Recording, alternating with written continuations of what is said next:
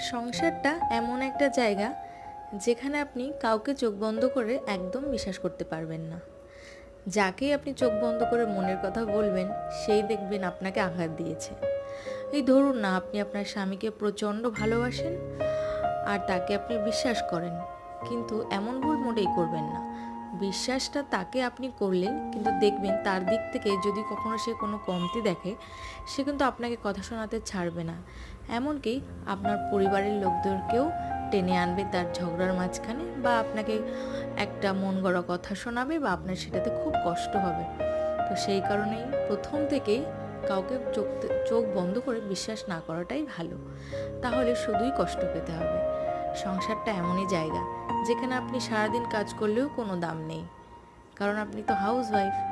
ঘরের কি করেন সারাদিন বসে বসে? কোনো কাজ নেই আপনার, শুধু খান দান আর ঘুমান।